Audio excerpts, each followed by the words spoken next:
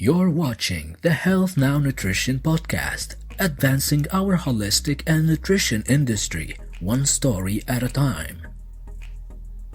Presenting your host, Michelle Post.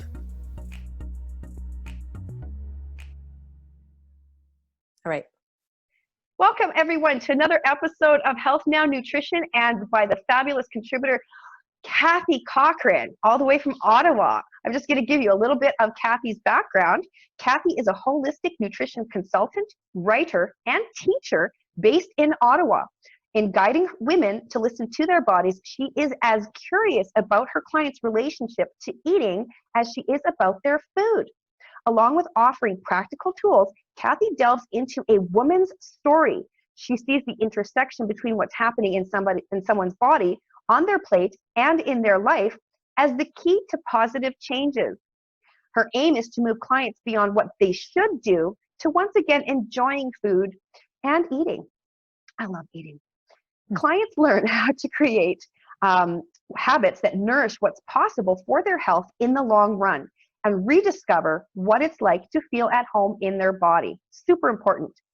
Cathy loves to read fiction, garden, walk in the woods, and upcycle. Love that. Upcycle pre-loved clothing. I should do that with my own clothing now. Who's got time, right? Her writing has been featured on Real Foods Which, Mind Body Green, and The Mogul Mom, where she wrote one of their top 10 posts for 2015. If you want to learn more about Cathy, you can reach her at Whole Health at her unique blend of physiology and soul at www.wholehealthservices.ca, or you can email her to set up a conversation around your own needs at Cathy, that's Cathy, at wholehealthservices.ca. Welcome to the show, Cathy. I'm so excited to have you here today. Hi. It's great to talk to you today, Michelle. Right. I'm really glad that we got to catch up as well, because it's been a while since we've spoken. So it has been. Right. So first things, I'm just going to ask you, what was it like for you to write your own story down about what you went through?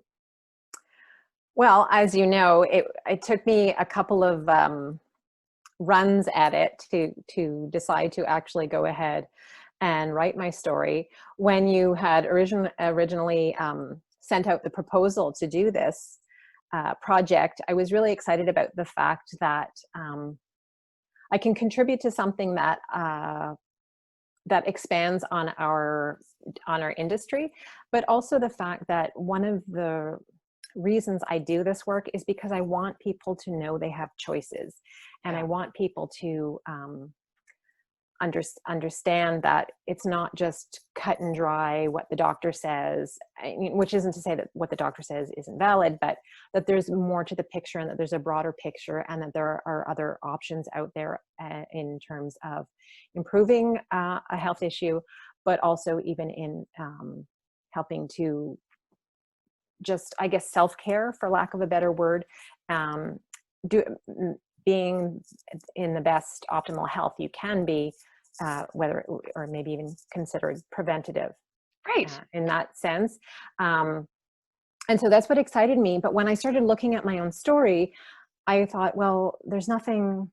I love there's that nothing part. there. There's no, I didn't have any. My sort of introduction to people telling their nutrition stories was Chris Carr, right? So she was stage 4 of whatever kind of cancer it was that she had, practically on her deathbed.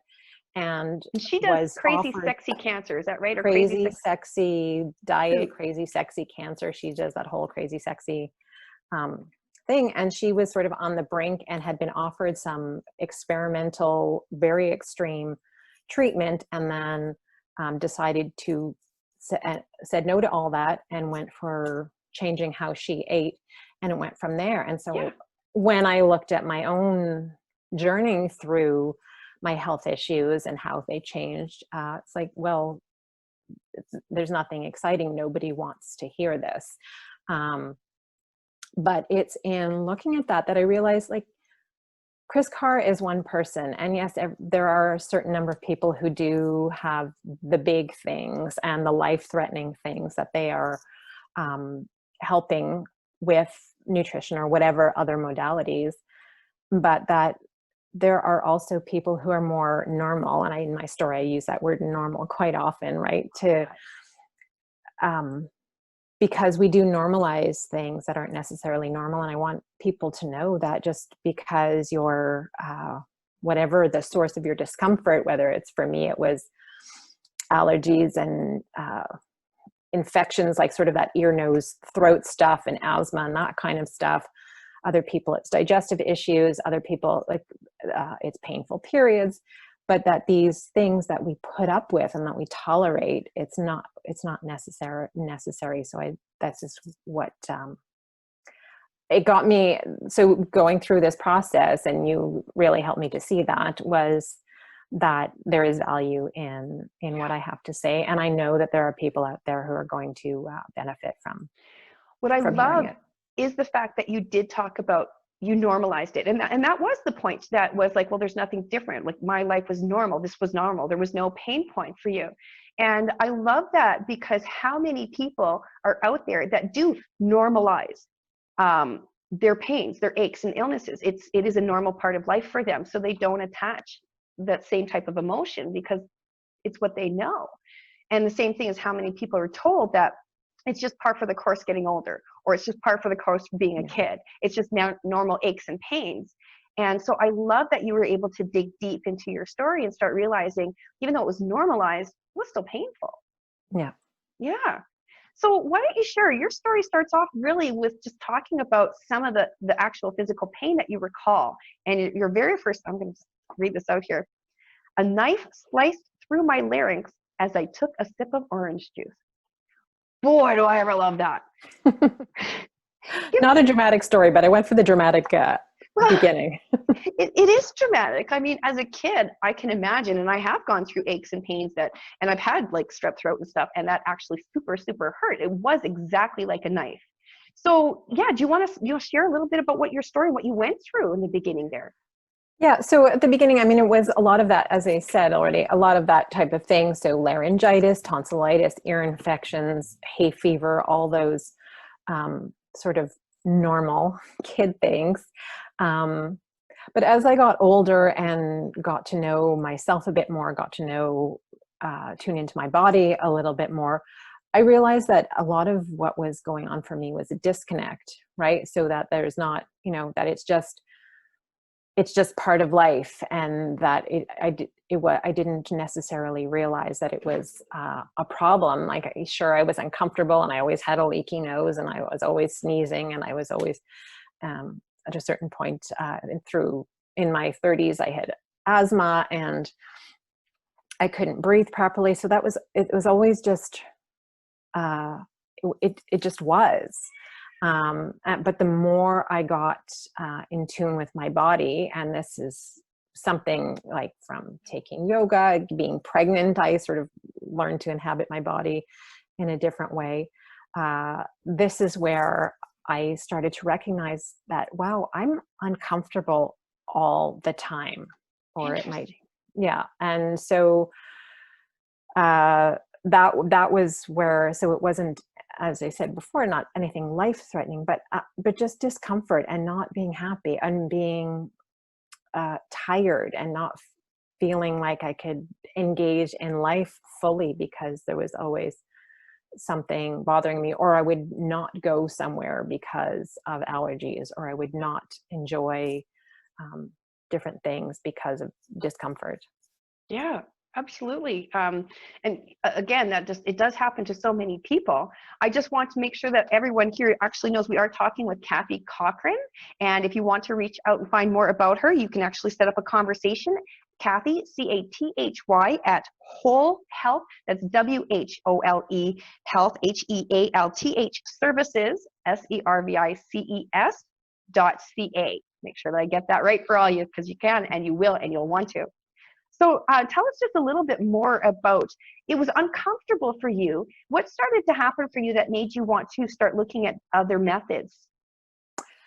What happened? Well, I guess it was around my late 20s, early 30s, when I was becoming more aware of sort of alternative means. I had, as I said, I was doing yoga. I had started receiving body work and getting to know my body in a different way. And the solution for any allergies or those type of things was antihistamines or just taking a decongestant. But all of those just put me to sleep. And I realized I didn't want to be asleep. I wanted to be alive and be able to engage. I mean, I was young and vibrant. I had 2 little kids. I didn't want to be dulling my brain and needing a nap every afternoon. And so I then was looking for other things. And when I was a kid, I had eczema on my wrists, and the doctor had told my mother it was from wheat, and she kept us off wheat for a while when we were little, but then that eventually snuck back in. But that's where I started. So I thought, well, if wheat helped when I was a kid, why not try that again now? And so I cut out wheat, and it was just wheat. So I switched to things like spelt and kamut and other products and lots of oats, and found an improvement almost right away. Like within a month, I was my nose was more clear, and also then other things were happening. So I was less fatigued. So this wasn't just about not being on antihistamines. It was also that my energy was better and my digestion was smoother, which is another thing that I hadn't really realized was a problem, but it obviously is. It's one of those things that you don't realize was a problem until it improves, and then you go, oh. And the other thing was my elbows. I always had sandpaper elbows, and there was one day I don't know, scratching a mosquito bite or something. I went, oh, my elbows are really soft. And my elbows are always, and that's actually, even now I'm like, I can tell if I've been eating too much wheat. It's like, oh, sandpaper elbows, time to get off the wheat again. Interesting. So you still eat wheat sometimes then? That's occasionally, yeah. And I have eventually I did do the whole no gluten thing, and I tend to be happier that way with that. But I do mostly stay away from wheat. But it's one of those choices, right? Where because I'm not celiac, I'm not going to be in extreme pain. I know that if I decide to eat something, if it's going to be, and it's got to be worth it for me, and other things too. Since then I've also cut out dairy, and I try to stay away from sugar. So if I'm going to have any of those things that aren't great for me, then I will make sure that they're good quality, like a really nice piece of sourdough bread or a really great dessert or something. Or, even if I'm at somebody else's house and I'm enjoying the company, I'm not going to start making a big deal about the fact that they've served pasta. Right. Yeah, absolutely. Well, and I love that you said that, because we are working with wheat allergies, and there's a lot of people that don't know the difference between allergies, sensitivities, and intolerances. Do you want to describe that a little bit? The difference between the thing with an allergy is that there is a different type of immune response, so that there is it's a direct, sometimes direct and sometimes indirect, so that there are the different responses. There's the IgG response, which is a direct, you eat something and then you sneeze or you break out in hives, as opposed to the IgE, or am I mixing those up? I think it's IgE. Yeah. IgE is the immediate response. And then the IgG, the immunoglobulin G, that is a more delayed response, that's more of where I am. And sometimes I will eat, like, whether it's how a certain strain of wheat or how it was processed, I don't know. Every once in a while I will eat something and it'll be like within 10 minutes I'm sneezing my head off. Yeah. So there's something in there. So that's that direct allergy. Whereas mostly this is more the IgG response. That's a delayed response, and it's systemic and will cause some of those same symptoms, but that stuffiness, it's a lot of inflammation. So inflammation obviously in my gut, since it was affecting my my digestive capabilities and my ear, nose, and throat, all of that. So it was causing a certain amount of inflammation, low-grade inflammation in my body. Absolutely. Yeah. Thank you. And thank you for sharing that and explaining that, because I do know that there's a lot of people out there that don't know the differences between the ones, and they continue to say that there's not an allergy. There's no true allergy besides that. And we know that there is. Yeah. As opposed to intolerance. So somebody who's lactose intolerant, it's just that they're lacking the enzyme to break it down. So then again, it's not, so you can be allergic to milk, which I tend to have more of a milk allergy. And again, it's the protein. So it's not the lactose. I'm not lactose intolerant. Right. Which is the sugar, and that's different. Which is the sugar. Yes. Yeah, absolutely. Again, thank you very much for explaining that. Super great. So when was it about that you actually did turn things over altogether? Turn things over altogether. I guess it was an ongoing process as I sort of learned. And again, and I see this in my clients too, and I certainly don't fault anybody for this, is that, you try things for a while, but then you get tired of it, or you fall off the wagon, and the exceptions sneak in more and more often. Isn't that true? Yes. And so I guess it was through my 30s for the most part. So I guess about 10 years of experimenting, and it's trial and error. It's like, well, what happens if I give up wheat? And now what happens if I give up dairy? Or what happens if I give up both? And then at one point I did realize that I had developed an allergy to tree nuts, or to some tree nuts. So I gave all of them up as well. So just different things, and then slowly trying things once in a while. And it's not a quick fix, right? It's not and it's not an all or nothing. As I said, there are times and places when I can eat something with no reaction, and other times not, which probably has as much to do with the situation as it does to do with the actual food, right? Like, as I was saying before, if I'm eating with friends and enjoying the company, so I'm being nourished at a different level, then what's on the plate will not impact me the same way as if I were just home alone, scarfing it down. And I love that you're saying that. Do you have any information or exercises or something that about helping change the mentality or the soul as it's in there, for people to deal with their food better, or along this track here? Definitely. I'm always talking about mindful eating practices. So the usual slowing down and actually sitting down at a table to eat your meal. I'm always cheering on, talking about chewing and taking your time. And even before you eat, taking that moment to take a breath and maybe give gratitude for the food in front of you, whether that's grace, if you come from some sort of a Christian background, or just saying thank you to the farmer, thanking the person who cooked it, thanking yourself if you're the person who cooked it. And just being open and aware to the sensual experience of what's happening on the plate, the colors, the aromas, the textures, and the company you're keeping, maybe if there's music playing or other sounds going on, so that it becomes an entire, an essential experience. And so that you're opening your body, when you're opening your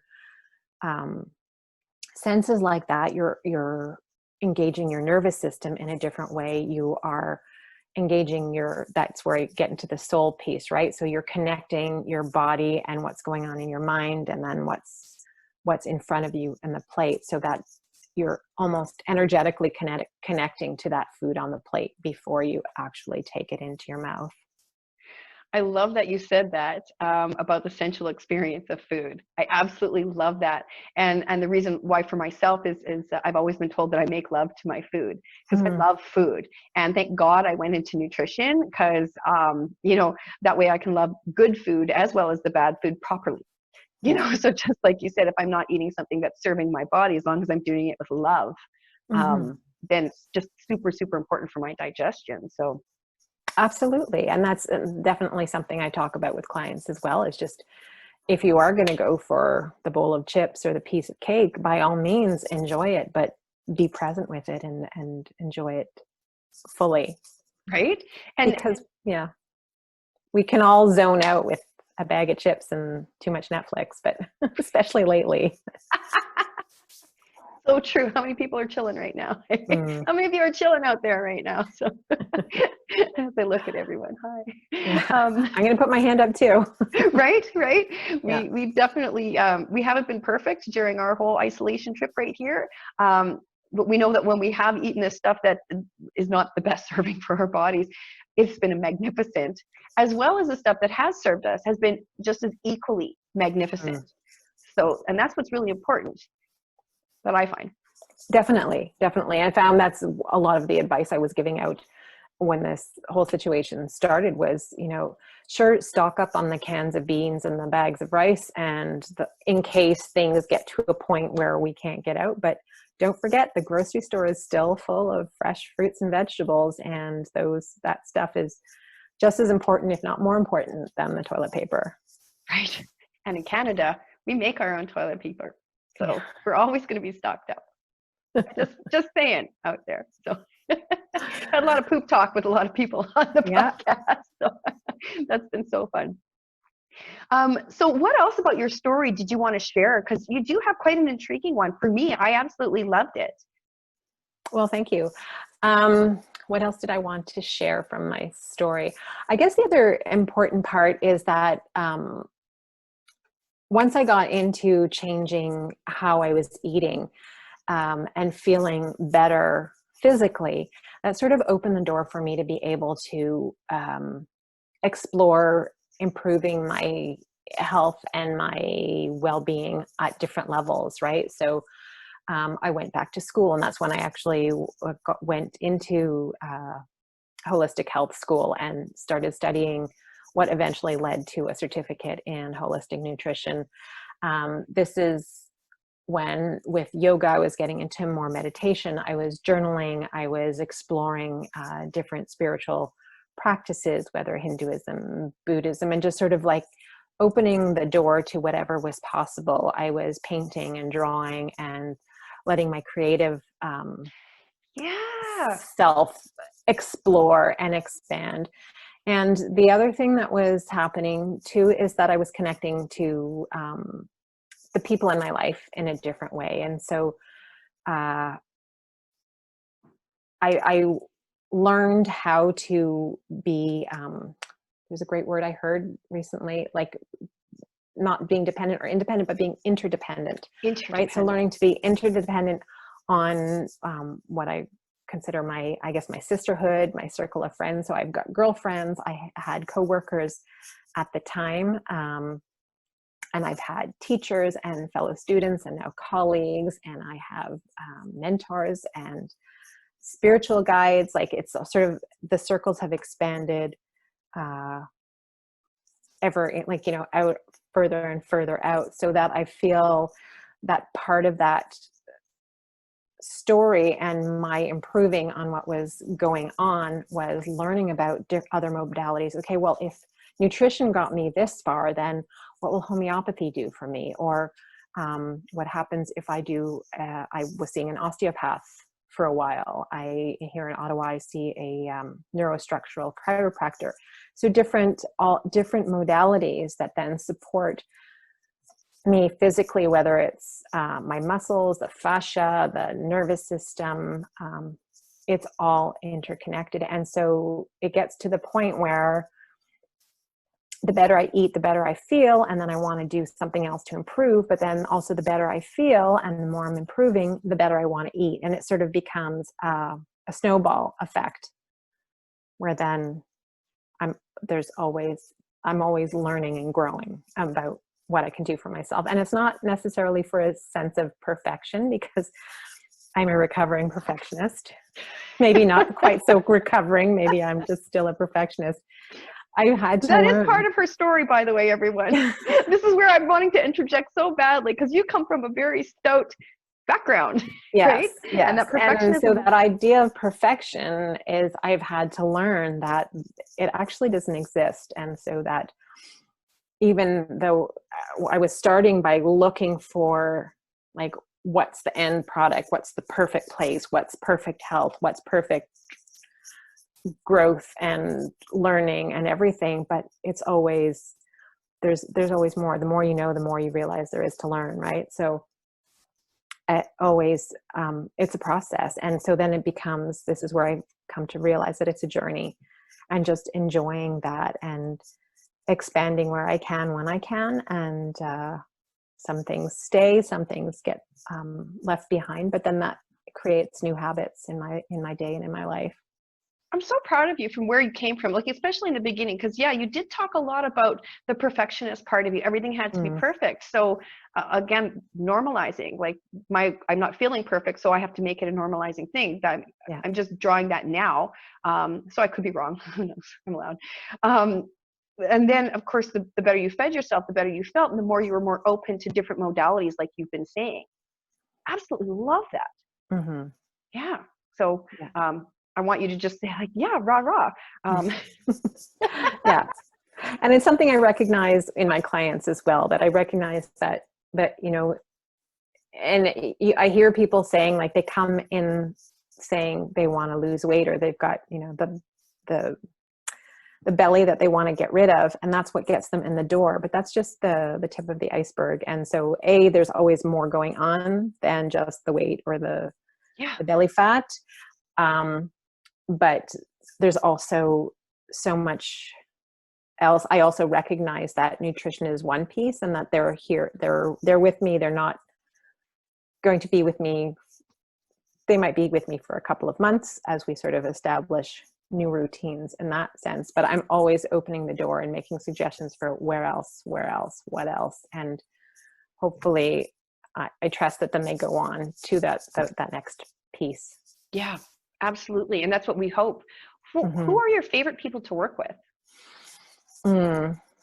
Maybe perfectionists like myself. You know, these women, it's the women who have it all together, right? And busy, we all have that. I always think of it as the queen of her castle, right? Or queen of her domain. So you've got the house, and you've got the kids, and you've got work, and you've got everything's uber organized, and everything's perfect, and your life is Instagram worthy. But there's stuff going on in your body that you've been ignoring and denying, and letting fall lower and lower and lower on the to-do list. And so that it's that person who realizes, well, wait a second, I'm important too. And so then helping people. Yeah. So it looks like we've gotten stuck here, but helping people. So this is Cathy. There we go. We got you. We got you back. You froze for a second there. Oh, so it's my internet. Crazy. My internet. I'm getting a message that my internet is unstable, so I may disappear. Well, suddenly. We're doing really well on our time right now. So again, working with the amazing Cathy. One last thing is, and we've talked a lot about this, but if you have any information or anything that you'd like to share with our viewers out there for now, like anything that you'd like to share. I guess it's sort of underlying in all my work is listen to your body. So in terms of if something doesn't feel right, as subtle as it might be, don't wait until, because the thing is, the little things are going to get louder and louder and louder, right? It's like a knock at the door. If you don't pay attention to a gentle rap, it's going to get louder and louder until somebody's like actually banging your door down, trying to get in. And your body is the same way. So that if there are little things going on, pay attention to that, get curious about it, ask yourself, ask your body, ask the uncomfortable part of you what exactly is going on, or find somebody who can help you explore that, whether it's a medical doctor, a naturopath, a holistic nutritionist, a massage therapist, whatever. Find somebody, even a psychotherapist, to help you explore what's happening in your body, so that it doesn't have to get to something extreme and something as life-threatening as stage 4 cancer. Absolutely. Yeah. And then that also, in that sense of that idea of not trying to be perfect, is that it's okay to go with baby steps, that where the changes you make can be small, and small changes can over time have a very large impact in the long run. So not to worry. It doesn't have to be the whole perfect ideal diet tomorrow, that you can make changes gradually, and it's going to make a difference. Yeah, beautiful. And I love that, again, everybody, because you don't have to wait until it does become the amazing tragedy that we've heard so many.